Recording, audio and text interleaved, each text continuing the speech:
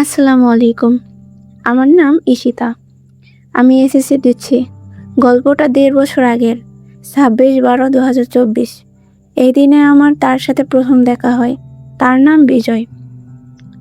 সে আমার আপুর দেবর। তাকে কখনো দেখিনি। প্রথমবার দেখা হয় আমার কাজিনের বিয়েতে। যখন আমি ডান্স করতেছিলাম তখন সে আমাকে খেয়াল করে এবং ডান্সের ভিডিও করে রাখে। সে আমার দিকে বারবার তাকাতেছিল।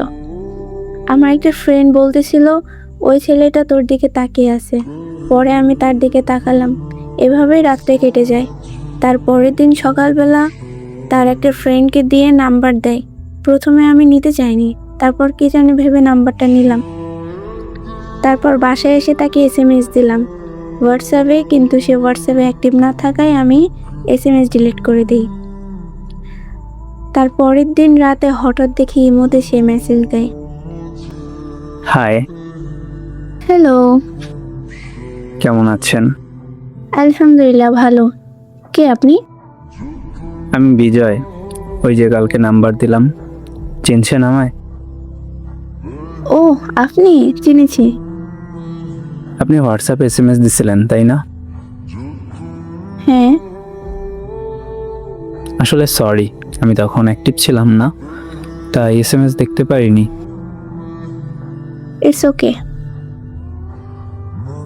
আপনি হয়তো আমাকে চিনেন। আমি আপনার ফুফাতো বোনের দেবর। হ্যাঁ, তবে আমি জানতাম না যে আপুর দেবর আছে। আমি কখনো আপনাকে দেখিনি। পরে আপনার ফুফাতো ভাইয়ের কাছ থেকে জানলাম আপনি আমার বিয়াইন হন। ও আচ্ছা। বাই দ্য ওয়ে, কিছু না মনে করলে একটা কথা বলতাম। হ্যাঁ, বলুন। আমরা কি ফ্রেন্ড হতে পারি? হ্যাঁ, হওয়া যায়। ধন্যবাদ। স্বাগতম। তারপরে আর আমাদের কথা হয় না। ৩ দিন সে আমাদের এখানে আসে আমাকে দেখার জন্য, আমাকে না বলে, কিন্তু আমাদের আর দেখা হয়নি। সে বাসায় এসে আমায় মেসেজ দেয়। হ্যালো, জি বলুন। কেমন আছেন? আলহামদুলিল্লাহ, ভালো। আপনি? আলহামদুলিল্লাহ। আমি আপনাদের ওখানে গিয়েছিলাম, কিন্তু আপনার দেখা পেলাম না। কি বলেন? কখন আসছিলেন? ওখান থেকে এসেই আপনাকে এসএমএস দিলাম। এই দেখেন, গেছিলাম। ও আচ্ছা, তা কি করতে আসছিলেন আমাদের এখানে? আপনাকে দেখার জন্য। আমাকে দেখার জন্য? হ্যাঁ, তবে আপনাকে পেলাম না। ওরা কপাল আমার। আচ্ছা, আসি, আম্মু ডাকতেছে। আচ্ছা, বাই। এভাবেই আমাদের চলতে থাকে। আস্তে আস্তে তার সাথে কথা বেশি হতে শুরু করে। আমি বেশি করে তার সাথে কথা বলতে পছন্দ করি না, তবে তার সাথে অনেক কথা বলতাম। একদিন সে আমায় এসএমএস দিয়ে বলে, কেমন আছো?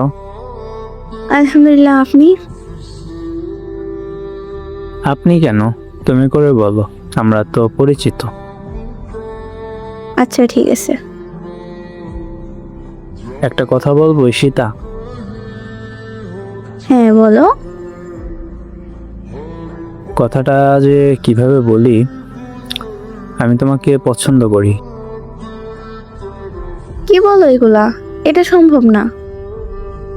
প্লিজ ঈশিতা, এমন কইরো না। অনেক ভালোবেসে ফেলছি তোমায়। না, সম্ভব না। আমি এটা বলে অফলাইন যাই। আমি ওকে পছন্দ করতাম, তবে আমি চাইনি আমার জন্য তার পরিবারের সমস্যা হোক, কারণ আমার বোনের শ্বশুরবাড়ি ওইটা।